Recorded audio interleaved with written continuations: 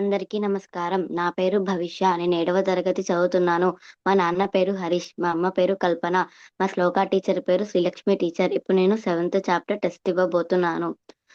ఓం శ్రీ పరమాత్మనే నమః. శ్రీమద్భగవద్గీత అథ సప్తమోऽధ్యాయः జ్ఞాన విజ్ఞాన యోగः.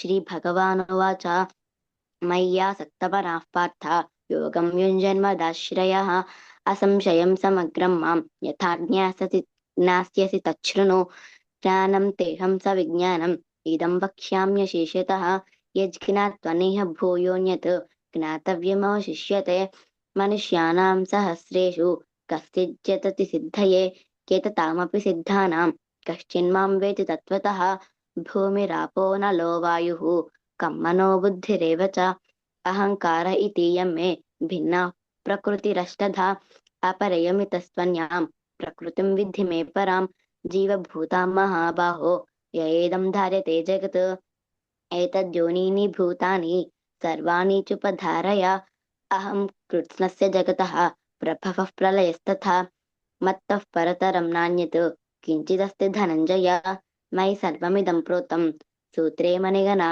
इव रसोऽहमप्सु कौन्तेय प्रभास्मि शशिसूर्ययोः प्रणवः सर्ववेदेषु शब्दः के पौरुषं नुषु पुण्यो गन्धः पृथिव्यां च तेजश्चास्मि विभावसौ जीवनं सर्वभूतेषु तपश्चास्मि तपस्विषु बीजं मां सर्वभूतानां विद्धि पार्थ सनातनं बुद्धिर्बुद्धिमतामस्मि तेजस्तेजस्विनामहं बलं बलवतां चाहं कामरागविवर्जितं धर्माविरुद्धो भूतेषु कामोऽस्मि भरतर्षभ ये चैव सात्विका भावाः राजसास्तामसाश्च ये मत्त एवेति तान् विद्धि न त्वहं तेषु ते मयि त्रिभिर्गुणमयैर्भावैः एभिः सर्वमिदं जगत् मोहितं नाभिजानाति मामेभ्यः परमव्ययम् दैवी शेषा गुणमयी मम माया दुरत्यया मामेव ये प्रपद्यन्ते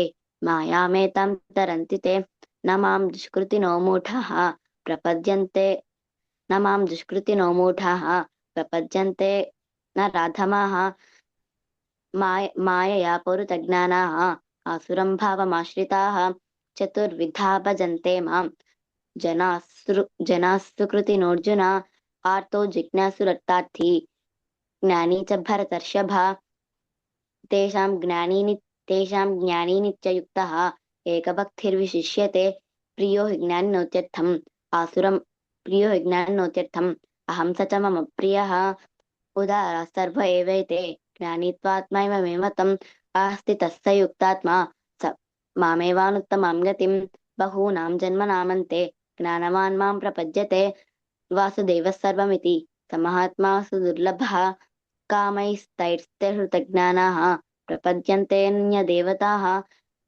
तं तं नियममास्थाय प्रकृत्यान्यता स्वया यो याम्यां तनुं भक्तः श्रद्धयार्चितुमिच्छति तस्य तस्याचलां श्रद्धां तामेव विदधाम्यहम् सतया श्रद्धया युक्तः तस्याराधनमीहते लभते च ततः कामान् मयैव विहितान् हितान् अन्तवत्तु फलं तेषां तद्भवत्यल्पमेधसां देवान् देवयजो यान्ति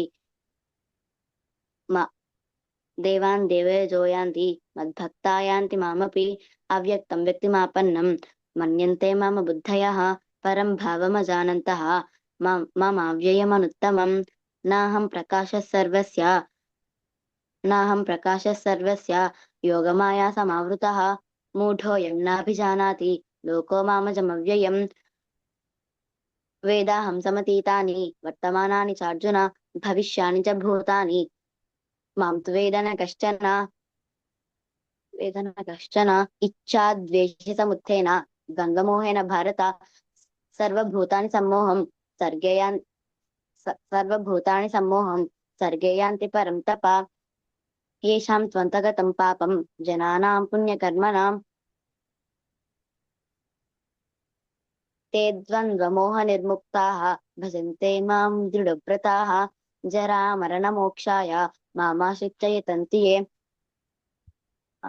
ते ब्रह्म तद्विदुः कृत्स्नम् అధ్యాత్మం కర్మ చాఖిలం సాధిభూతాధిదైవం మాం సాధియజ్ఞం చ ఏ విదుః ప్రయాణ కాలేపి చ మాం తే విదుర్యుక్త చేతసః ఓం తత్సదితి శ్రీమద్భగవద్గీతాసు ఉపనిషత్సు బ్రహ్మ విద్యాయాం యోగశాస్త్రే శ్రీకృష్ణార్జున సంవాదే జ్ఞాన విజ్ఞాన యోగో నామ సప్తమోధ్యాయః.